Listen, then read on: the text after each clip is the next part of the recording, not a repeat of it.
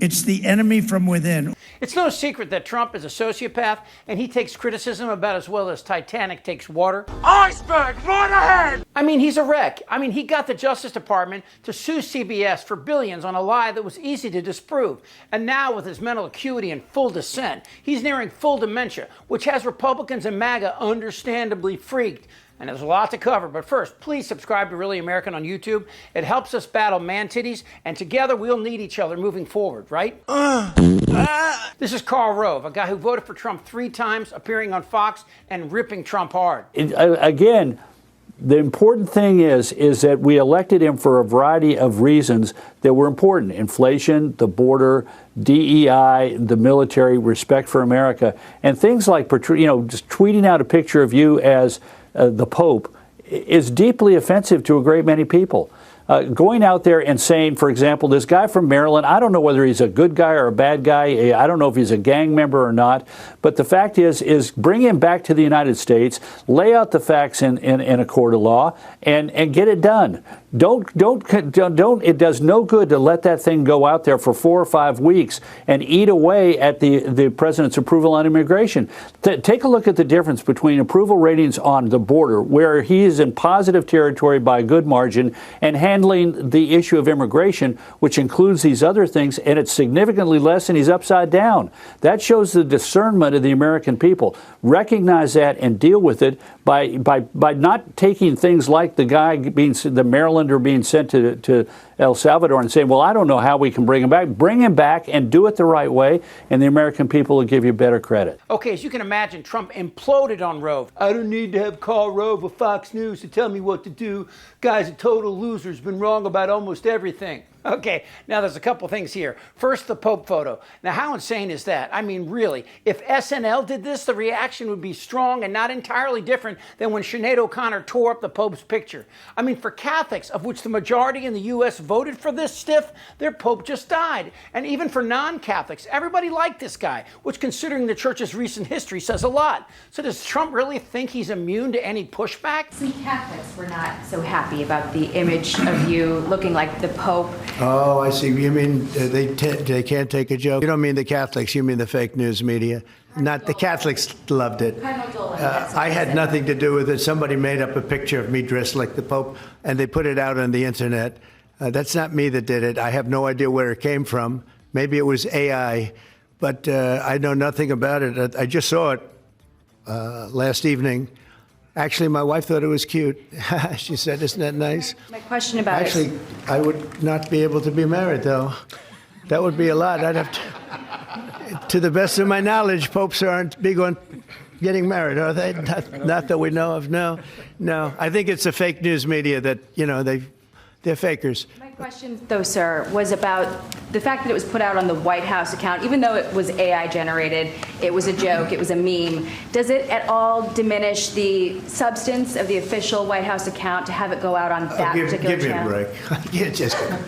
It was just somebody did it in fun. Because the number of Republicans pushing back is growing. Remember the tariffs? Yeah, they're still there. This is Jonah Goldberg, an American conservative journalist and the founding editor of National Review Online. And he's not holding back. One of the attractions that people don't seem to really understand why Trump loves tariffs so much is that historically, tariffs are the biggest driver of political corruption, because every single interest goes hat in hand and either asks for an exemption to tariffs or asks that their competition get tariffed.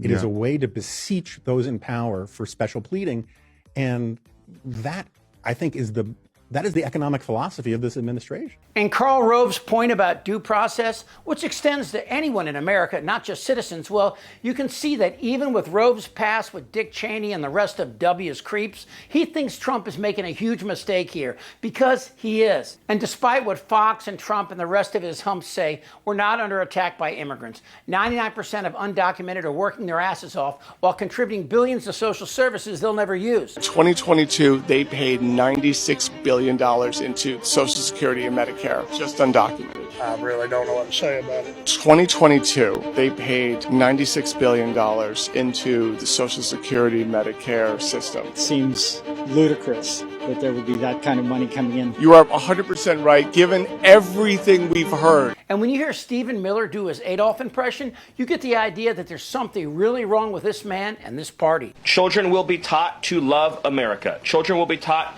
to be patriots. Children will be taught civic values for schools that want federal taxpayer funding. And of course, for any conservative to hear what I'm about to play you, that Trump won't follow the Constitution, well, that's insane. And I was elected to get him the hell out of here, and the courts are holding me from doing it. But even given those numbers that you're talking about, don't you need to uphold the Constitution of the United States as president? I don't know. And here's the latest deflection. Trump is now saying he wants to give undocumented people who turn themselves in $1,000. So let me do the math. With 15 million undocumented at $1,000 a pop, that's 15 billion. And then the free airplane back at 500 a pop, that's 22 billion. And the inflation caused by the higher cost of labor combined with tariffs, well, you got yourself a recession that looks a lot like 1929. But Trump isn't slowing down. And while Musk threatened to primary anyone who complained, Karl Rove isn't the only one worried. The idea that the FCC could take CBS off the air for criticizing Trump, well, that has pretty severe consequences. So are you threatening to pull their license? Wouldn't that be a pretty drastic step? Well, it's not a threat. That's a penalty that is in the Communications Act that if you don't... But when was the last time the FCC pulled a broadcast license? Yeah, it's been a long time, and I think that's part of the issue. If you step back, trust in the national mainstream media is at an absolute low right now. That's not just my view. Jeff Bezos himself did an op-ed where he said that. Everything you just heard was bullshit, but it won't happen. It's just another of Trump's obfuscations. Look over here while I do this here. Like currently, Trump is floating the idea of sending undocumented immigrants to Alcatraz. Where did you get the idea for reopening Alcatraz? Just an idea I've had, and I guess because the judges, so many of these radicalized judges, they want to have trials for every single, think of it, every single person that's in our country illegally, that came in illegally. That would mean millions of trials, and it's just so ridiculous what's happening. What Tiny Fingers forgot, apparently, is Alcatraz can only hold 366 prisoners. And he's also, again, threatening to invade Greenland. You and I talked, and I asked you if you would rule out military force to take Greenland, and you said no, you don't rule out anything. Would you rule out military force to take Canada? Well, I think we're not going to ever get to that point. It could happen. Something could happen with Greenland. I'll be honest. We need that for national and international security. But not with I think Canada? It's highly unlikely.